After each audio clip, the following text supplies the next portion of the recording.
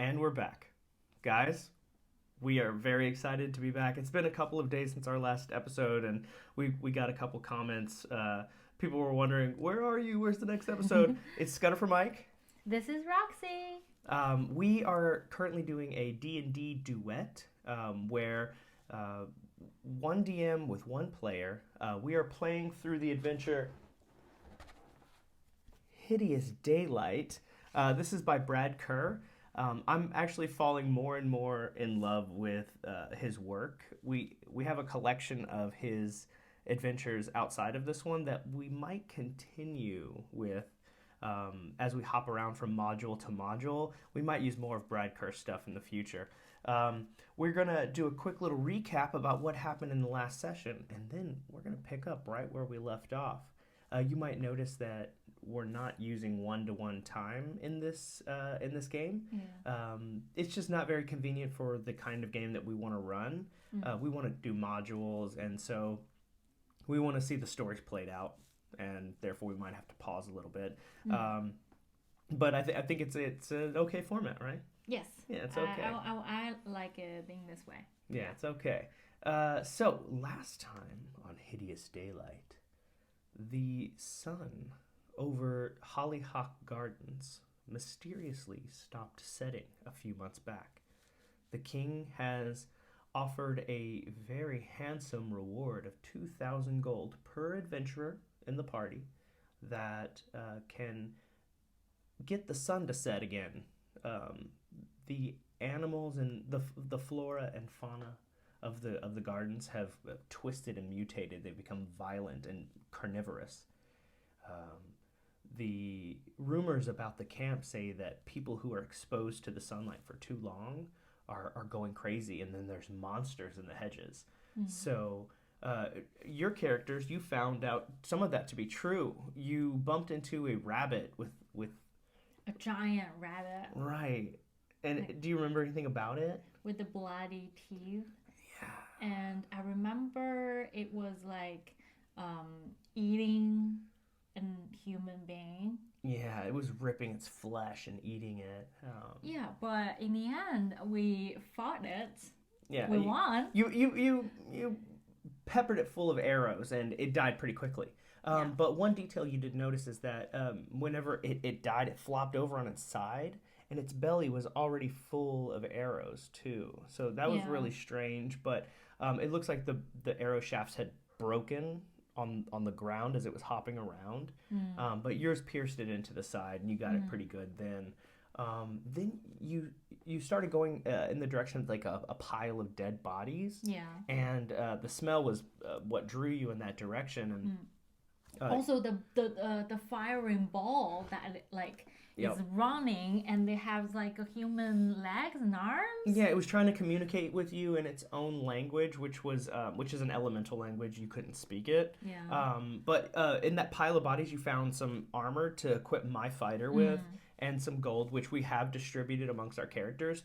Instead of taking the gold safely back to town to get the XP, once we recover the gold, we're just going to take the XP and level up in the middle of a module. I don't think it's going to matter too much. We'll see if it's a too big of a mistake to go off book like in that way, but we'll find out. So you saw the fireball, and you started following it back. Yeah, and we saw a giant rat. A rat that was so huge and so powerful, and every time we hit it, it seems like it healed back. That's right, it was healing itself. And after several turns, we just decide maybe this is not our chance. That wasn't our day. So we just hide in the maze. Yeah, there was a nearby hedge maze, which is where we left off. The party made up of Torvald the Fighter. I don't know if you guys can see this on the camera. Torvald the Fighter and Jazz the Thief. Also, we have Maggie the Magic User, and Wan Yu the Cleric. Wan Yu. Oh, very cool. So they run into the maze. The amount of time that they've been here at Hollyhock, maybe 2 hours. but the sun is still suspended in the sky.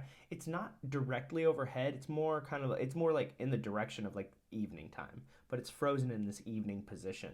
And you're bolting towards the hedge maze, and you go inside, and you see that there's a path to your left, and there's a path to your right, and the big giant rat, he's behind you, but you kind of like lose sight of him a little bit. To really lose him, you're gonna have to like cut one way or the other. Which way do you want to go? I want to go right. Okay, good adventurers always go right. Oh, yes. I want to go to the right. Okay, so let me give you a little bit of an idea about. I have the map open. I'll let you guys see it, but she can't look. So as you come in, I'll give you like a little bit of an idea of what you see, so you can make an informed decision about left or right. Oh, okay. So to the right, you see that the path goes off for a little bit, and then it kind of curves around. You don't see or hear anything from that direction. That's left? On the right side. On the right side, okay. On the left side, you can see a path in front of you, and it kind of opens into a little clearing where you can hear birds chirping and cawing. They're going like, caw, caw. And you can see there's a bird bath just like set in the middle of the clearing. So do you still want to go right? I don't want to like push you in any direction. I just want to give you that information so you know. Like and at home when you're DMing for one player, this is true for also multiple players, the information that you give them is going to inform their decision. So if you just say there's a path to the left or to the right, to them that's not really a choice to be made because it doesn't give them anything to go off of. Now that I've presented her with there's like birds cawing, she can either choose the quiet path where there's no sounds, or she can go the way of the birds. Like that gives the players a chance to actively engage in the world. So what do you think? I like that you just like tell me all the details just now. Yeah. I think in reality, I will probably choose the thing that I already know a little bit about. So it's on the left. I would choose go left. Okay. So let's see the birds. Right. So you run over to the direction of the bird bath, and you can see there is a gorgeous marble. A marble is like a kind of stone. So there's this gorgeous marble bird bath, and it's set into a clearing. And you can see that there's like a big 3-foot wide bowl, so like a meter across bowl, and it's full of water.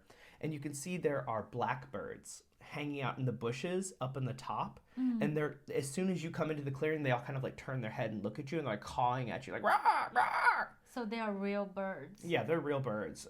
And you can see inside the pool there's a bunch of little trinkets, like odd things that have been thrown in there, like some rings and jewelry, some coins, shiny bits of metal, little scraps of arrowheads and crossbow bolt heads, things like that. Anything with shiny, like reflective circles.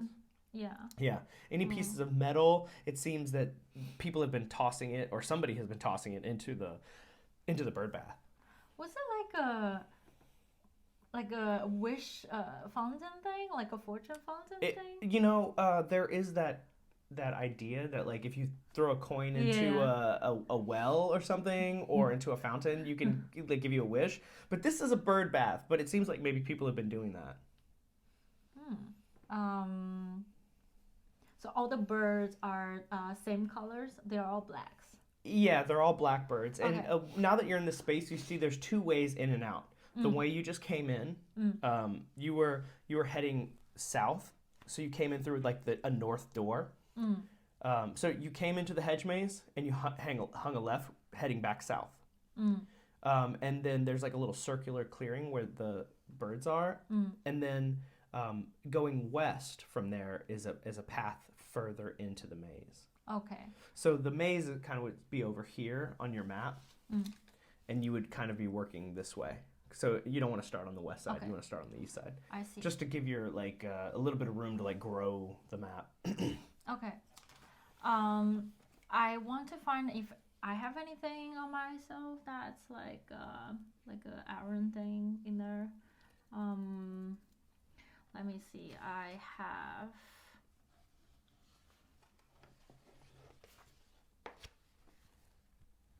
I can throw a dagger in it. Maybe. Okay, yeah, you want to toss a dagger in? Yeah, I want to see what's gonna happen. Okay, so you take a metal dagger and you toss it in, and the birds like they'll just kind of like fluff around a little bit, and they kind of like their heckles go up, their feathers kind of fluff a little bit, and they're like, "Bah, bah." Nothing happened. Oh, so No. I want to know. So normally, like if I tossed something in a bowl full of water, the water will go up with it. So do I notice any change of the bowl? Yeah. You put the dagger in, the water kind of like bumps a little bit. You as you get a little closer when you put the item in, you see there's like a lot of stuff in there. It's not just like little scraps. There's like gold in there. First of all, I have to claim that I didn't touch the water. That's fair. Oh. She's an old school player.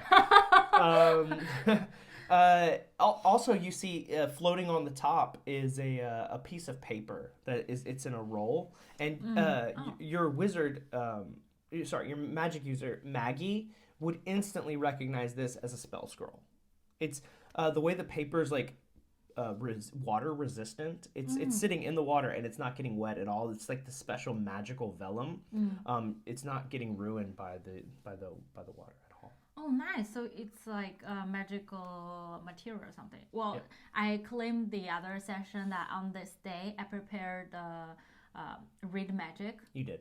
So can I see the magic scroll? Yeah, you take it, and as you do, the birds above you, they're like, "Bah, bah." They seem very happy and content with you being a guest in their space. Oh. And you take the magic scroll into your hand. Okay. What's the spell on it? To know what the spell is, you would need to cast your spell, which is read magic. Yes, I will cast my spell. You do.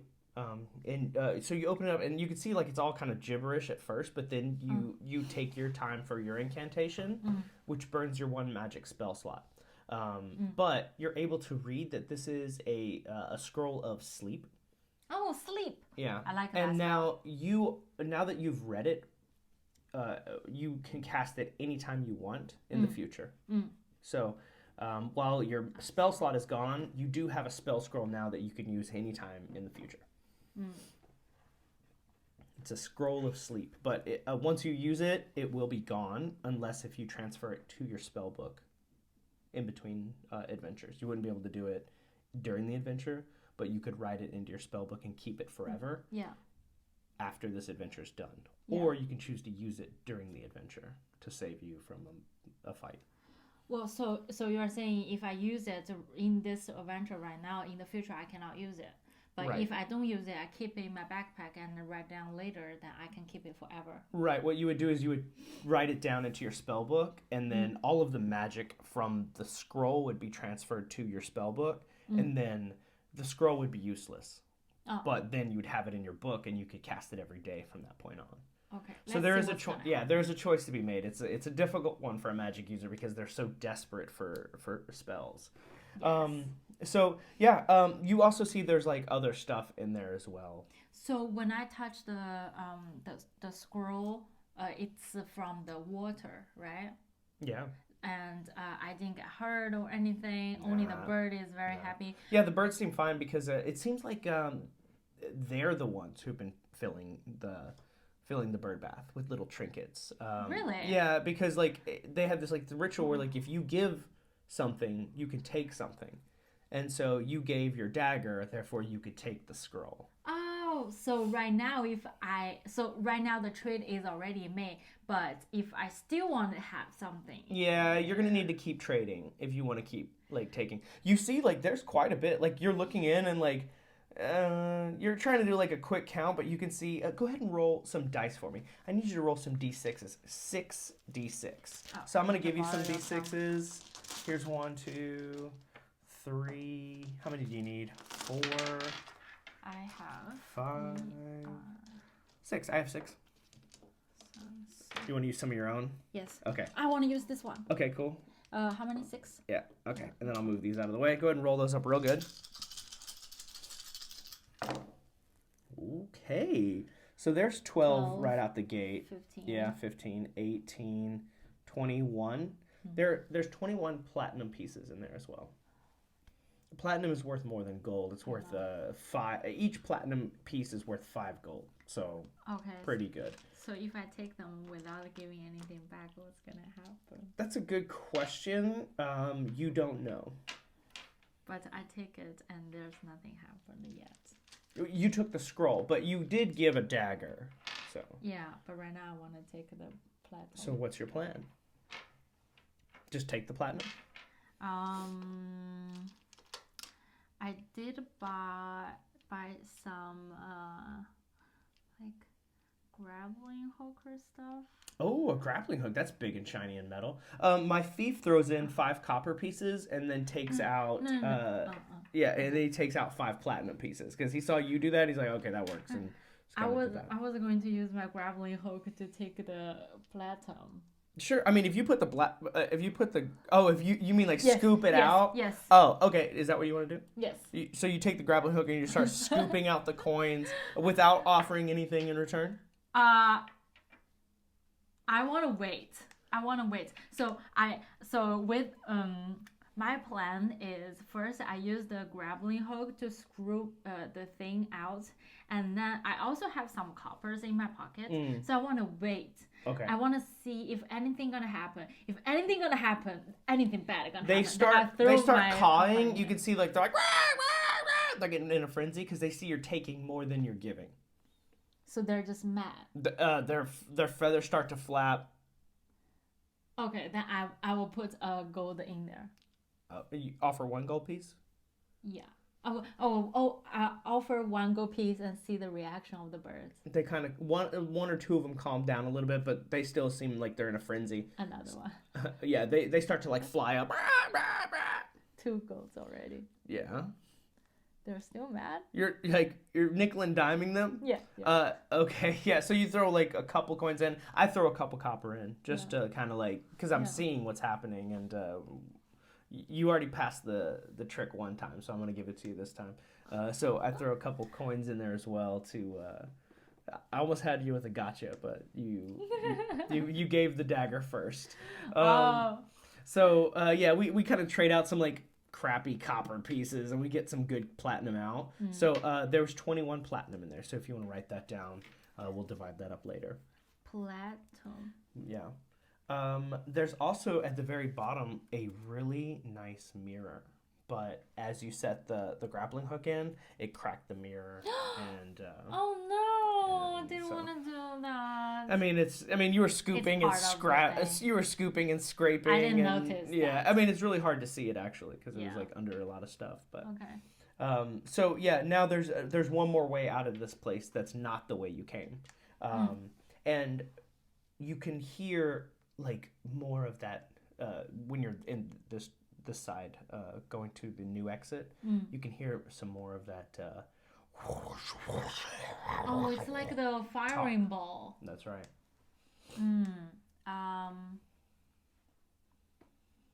We do have a pole, right? Temple a pole? Yeah, we do. Who has it? I don't have it on me. I just have the backpacks, the sacks. What? Okay. Oh, we don't have a 10-foot pole? I thought we did get one. Oh, I guess we decided against it. We don't have a grappling hook either if you want to erase that. Oh, no. Oh, no, I didn't use my grappling hook to You didn't offer it? I didn't offer it. We did a couple gold pieces, and I'm gonna erase my copper off there too. Let's say I offered a 10 gold in there. So which way do you want to go? Do you want to go towards the... Yeah. Or do you want to go back the quiet I want to go to the fireball because last time we saw it, it didn't have like a violent reaction to us. Yeah. So probably I want to go there and find out like what's gonna happen. All right, I'm going to roll my my creepy Eye of Sauron dice that my brother got me. All right. Okay, so you move in the direction of the fire sound, and you see a gazebo in front of you. And a gazebo is like a pavilion, like a overhanging, like a covered area where you can like kind of hide out from the shade, like where you would have a picnic. Yeah. And you can see that trapped underneath this shed is massive ball of fire. You saw a little fireball earlier with like arms and legs. This guy is huge, much bigger than you, about the size of a horse. It also has arms and legs, and he's like you can see his little flame hands are going up against the edge of an invisible wall. And every time he gets close to the edge of the pavilion, he's like, he can't get past it, and he's like, and he's trying to get your attention. He's like waving at you. So he wants my help. Yeah, it seems like he needs your help. Maggie wants to approach it to see like what about this wall? Like, is the magic broken? Absolutely. So what? Great job, by the way. I'm gonna give you 100 XP just for like, yeah, that's exactly it for role playing that just right. So that will go just to Maggie though, just to her. She'll get 100 for that.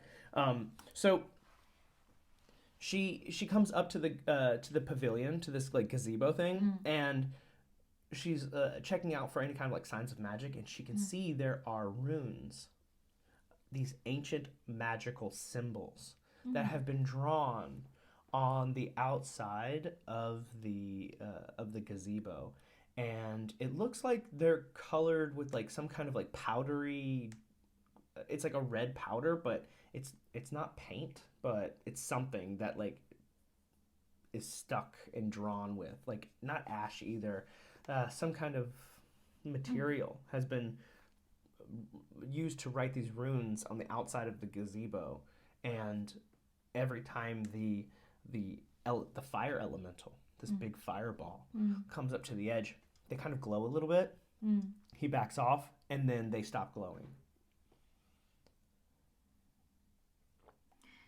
Is there any chance I know what it is? For Maggie? Sure. There's always a chance. So what I'll have you do is I'll have you roll a skill check. So you're going to roll a d20, and you're going to compare the number with your intelligence. You want it to be under your intelligence. Oh, that I will let the cleric. This would be your magic user only. Your cleric wouldn't know what this is. Oh no. Looking at the runes, you can't read them. It seems like pretty advanced magic. Again, more evidence of a very powerful magic user somewhere in the Hollyhock Gardens. But whatever magic runes and sigils he's using here, you don't know what they are. Okay, so you said that was like powder stuff on like the painting. If I use my like my dagger to sorry guys, don't want to cough on you and cough into your ears. If I use my dagger to screw it, I can. You mean like scrape it off? Scrape it sure, off. Can it drop? Yeah. Oh. Yeah, it's powder. Like you could use your hand. It would like. Yeah, when I touch it, it doesn't. Do you want to use your hand or you want to use your dagger? It's up to you. Oh. So first of all, I use my dagger to scrape it off. Does my dagger change the color or something? Well, as you start to like peel off like the powdery residue that this magic user has used to bind the elemental, it lights up as you touch it. Oh. And then fizzles out, and then the fire elemental slides out.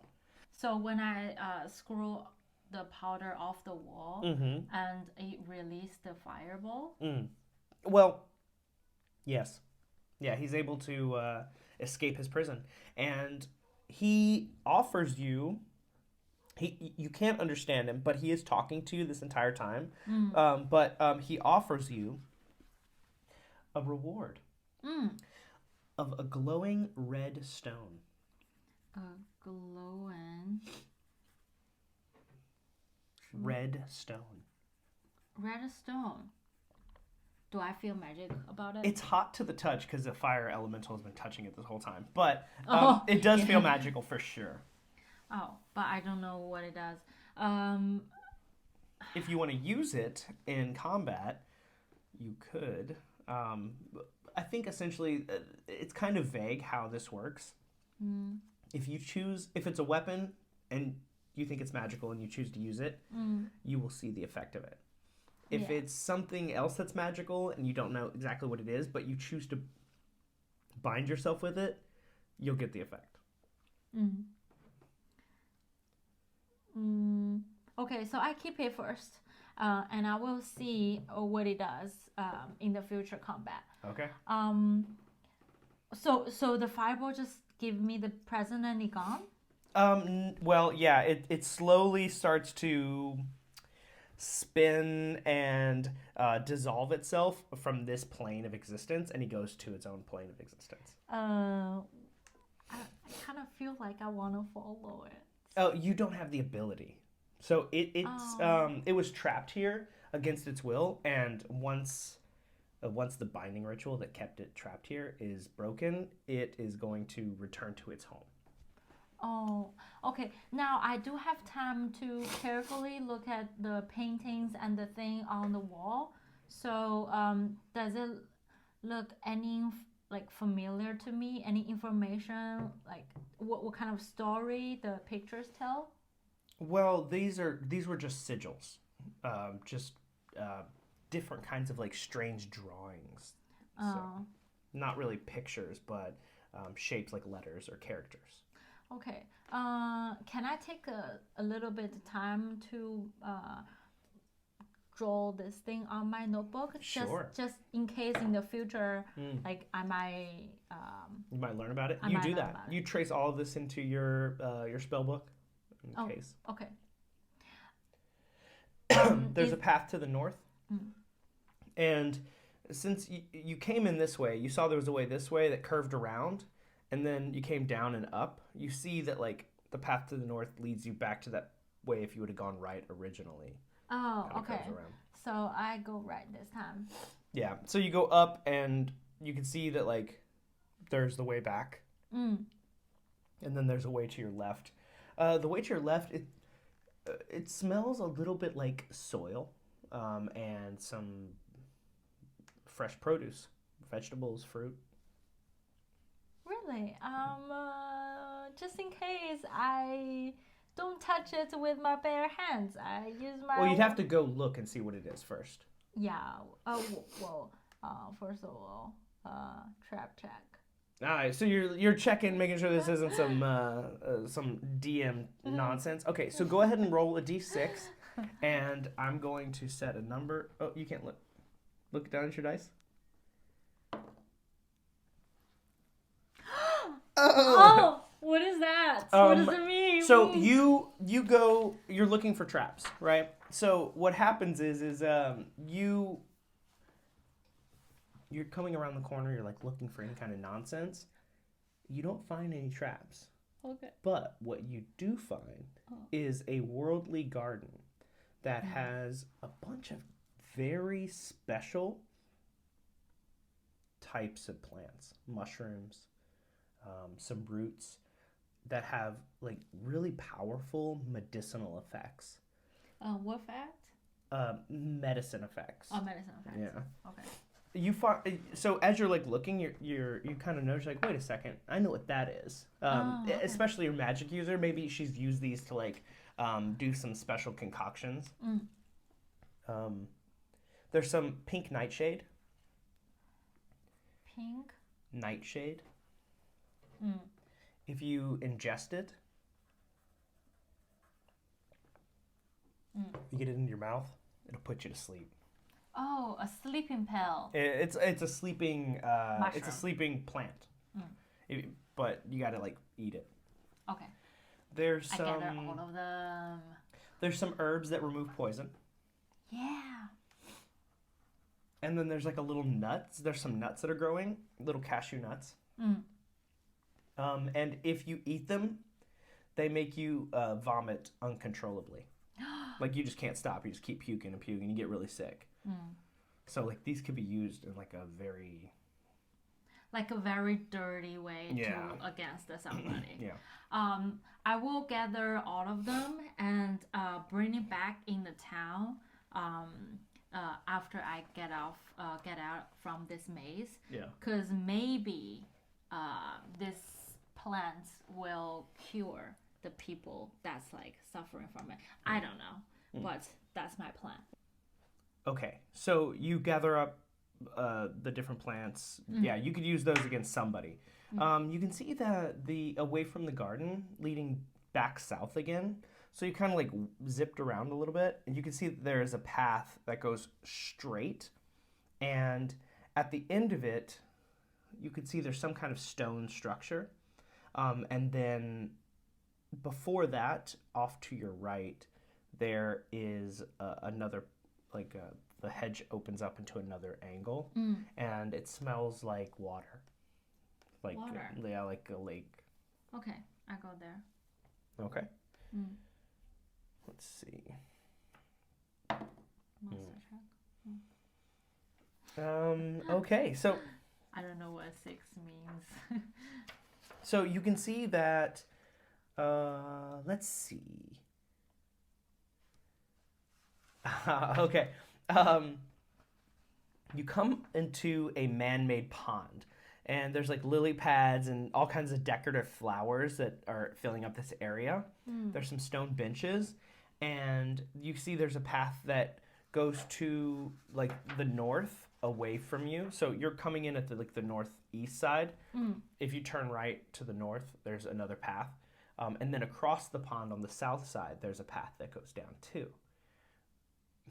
And sitting next to the pond, with a pile of dead frogs next to it, you see that same white rabbit with the arrow stuck in his side, and he's got a frog in his mouth, and he's just ringing it back and forth. The same one? The same one. You know it's that I one. already killed it. Yeah, you know it's that one because there's that arrow stuck in his side. And he's like shaking the frogs, and he looks over at you, and he starts jumping. And remember, this is big. This guy is not a tiny little rabbit. What are you gonna do? I don't know. It's towards me. I guess he's it's running a at you. fight. All right. Let's go ahead and roll initiative then. This one. Okay, and I will roll this one. Ooh, I got a 5. Ooh, not good. Yeah, so the rabbit comes bounding towards us, and let's get a little picture here and see what you can see. You can see that arrow just stuck in his side. This thing is so mean.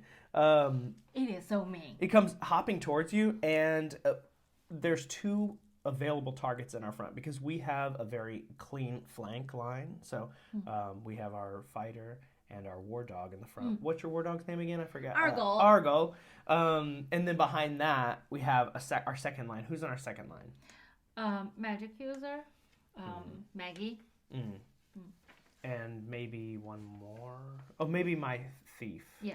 Yeah. And then in the third line is a cleric. Oh, yeah. Okay. Wan Yu. Okay. So we're going to have an attack. This rabbit is going to try to bite. That's not going to be enough to hit either of the frontliners, so we're not even going to roll to see who it was, who was against. And now it's going to be our turn. Yeah. Our movement, we're kind of locked into place, unless if you want the back line to run away. Can we use the range attack right now? We can. Yeah. Yeah. Yeah. Okay. You're right. So range attacks. I have my thief with a bow. He'll have a +2 to his attack.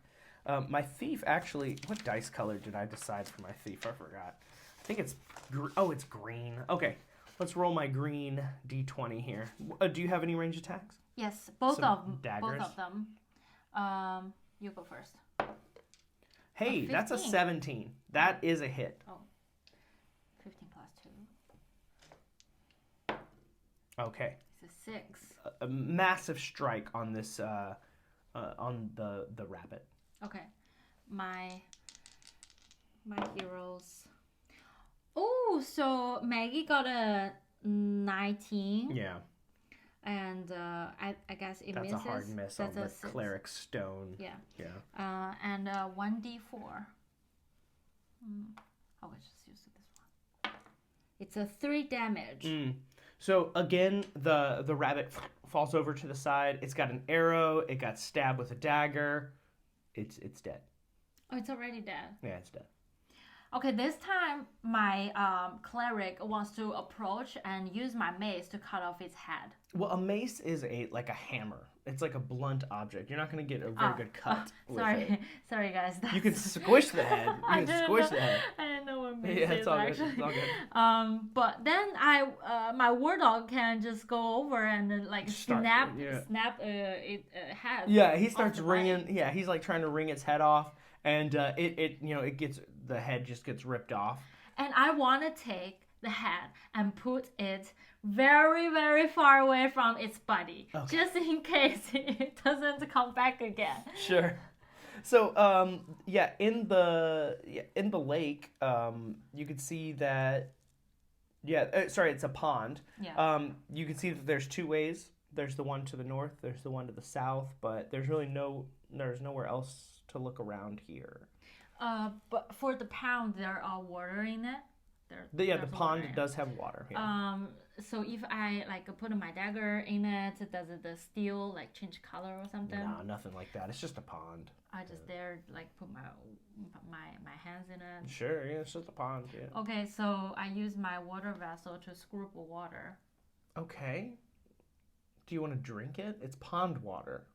It's like where frogs and fish live. What if it has some magical use? Okay, in the future, sure. Do you want to drink? Do you want to drink it? No, I'm not sick. It's probably useful for the sick people. I don't know. Sure. Just like test it, just in case. All right. So, which way do you want to go? North or south? Is there any sound? Or smell from any direction? No, but remember there was that tower you could see from. Even outside of the maze, you could still see it. It's to the south. It's pretty near to you. So there's that direction. There's to the north, which you can't really see anything where that path goes. And then if you were to go back out, you remember there was like the stone structures. Yeah, but if I go back to that direction, then probably the rat is still there. I was wrong. When you were in the pond, you actually do see something sitting at the bottom of it. What is that? I forgot. I got it wrong. I got it wrong. It looks like bracers that you would wear on your arm, like an archer would wear to protect his arm. It's like armor. I use my grappling hook to scoop it up. It takes a couple of tries, but you do scoop it out. These also feel magical. My magic user will take it. Okay. Anybody else put them in on? the team? Does she want to put them on? Yeah, if you guys are like okay with it. Okay, so you put them on, and instantly your armor class is increased to a base of 11. Is your flat base. Your dex will increase you by 1, but I need you to roll a d4. The higher you get on this number, the higher the armor bonus of these special bracers. It's a d4, not a d6. D4, yeah. Sorry. That's the pyramid. It's a 2? 2. Okay, so it's a flat 13 armor class. And then a +1, so a 14 for you. So your AC is now 14, as long as you're wearing these bracers. I will keep it forever on my arm. Yeah. Unless really I find something better in the future. It's super good. It's super good for you. Also, the glowing stone. Who has that? My magic user The fiery stone? Because they're all magical. Okay, sure. So you notice now that this gives you a +1 or +5% to any saving throws you have, any abilities you have, or any similar effects. It's called a luck stone. It's really good for classes that have like a skill effect. Oh, there's a little fly in here. It's good for any class that has like a skill, like you know how like a thief has to like roll lockpicking checks, or an assassin has to do an assassinate check. Yeah, it's good for those kind of classes. Okay. I mean, it's good for everybody because you do get a +1 to your saving throws. +1 to saving throws. So or +5 to a skill.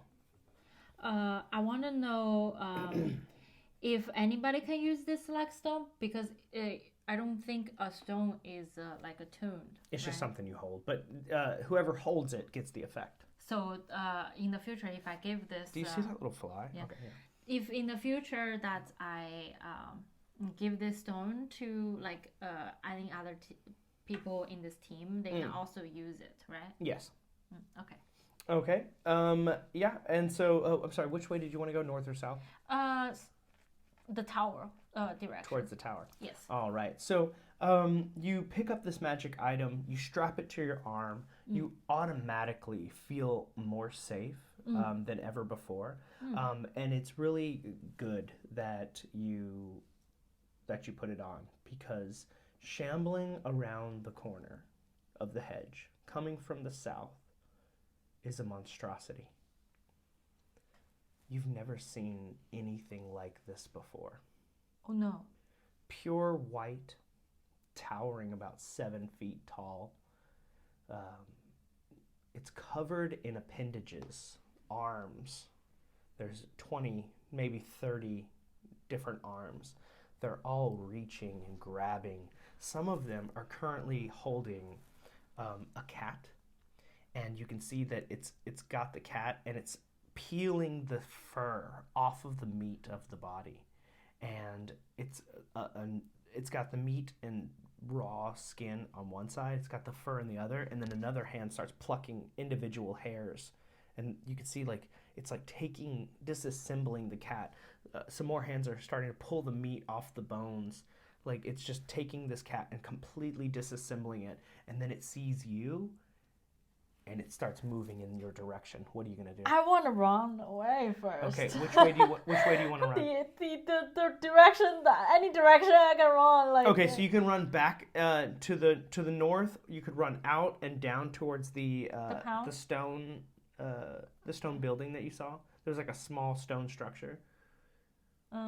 Probably the stone and hide behind it. Can Okay. it cover me? So, well, you'd have to run for a while, and you might not get away from this thing. So, who is the slowest person on our team? I think it's the plate wearers. Your cleric, the cleric, and my fighter. I think it's a 20 movement. Okay.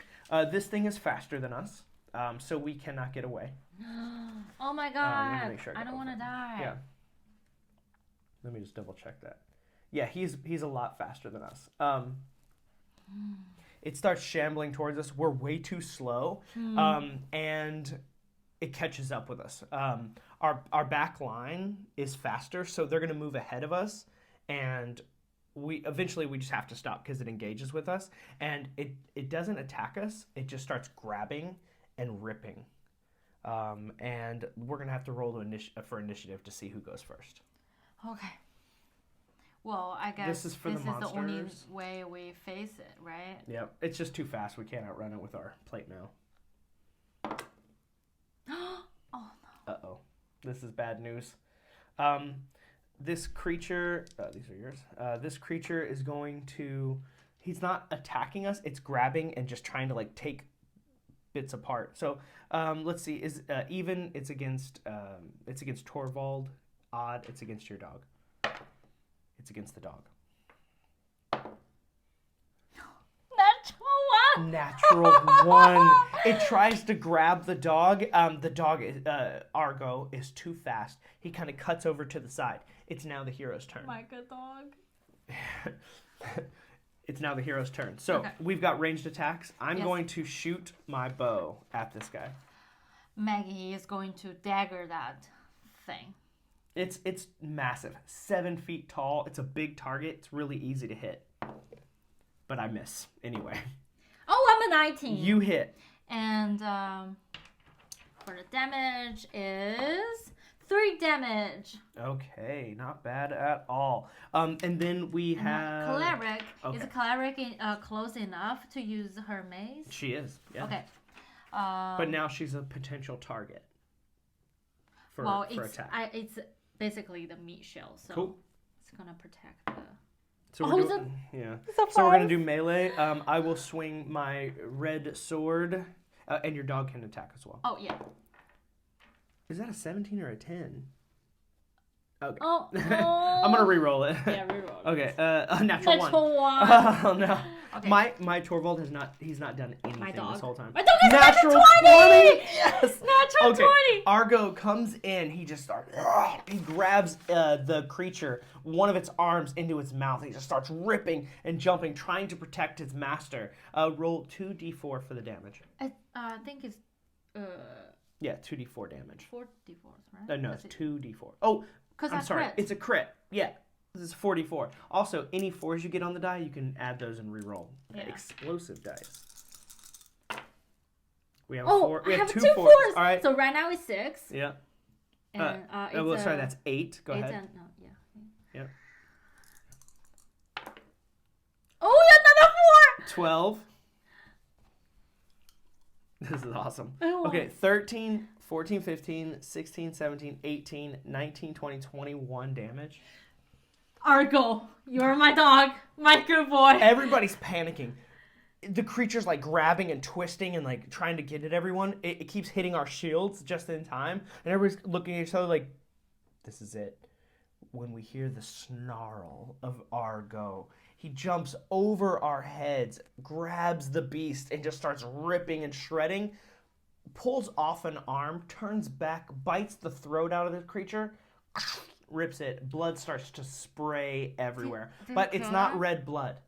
It's purely white blood. It sprays everywhere, all over us. We're covered in this white, milky substance. And that is the end of the Limbs monster. One crit from our good boy. My dog. We all look at each other. We're amazed. We're amazed. We take a breath, and that's where we're going to have to end the session. Before that, my Maggie gonna like give a big hug. Yeah, he's a good boy. We scratch him behind the ears because he saved us. Yeah. So yeah, not bad. You've made your way through most of the maze. We're gonna pick up where we left off next time. You'll get through the maze. You'll find out what is waiting for us here, and maybe we can begin to uncover some of the reasons or the mystery behind why the sun has not been setting here. Yeah, I think today is a really like accomplishment. Session. Yeah, we accomplished a lot. Like we first have that magical balls, and we trade some the items, and then we go to the garden. 2 magic items. Yeah, and then we went to the gardens that we gathered some magical what is it called? Plants. Poisons and stuff. Yeah. Yeah, plants that I can use in the future. And then we cut off this rabbit's head. The rabbit again? And God, please never come back. I grabbed its head and tossed it away from its body. I hope it never come back. It's like taunting me. So what do you think about Hideous Daylight? Is it pretty fun? Yeah, it's pretty good. It's pretty good. I do look forward the day that I solve this problem in this town. I will try my best to gather everything, every information in every dungeon, just so in the future I can help this town to make it normal again. Well, if you want to find out how Roxy and her intrepid heroes solve this mystery, make sure to tune in next time. Hit like if you liked the video. Subscribe if you're into this kind of stuff. We really enjoy it. And we're going to keep making them as long as you keep watching them. So. Yeah. Thank you guys for watching today. Yep. See you next time. See you next time. Bye. Bye-bye.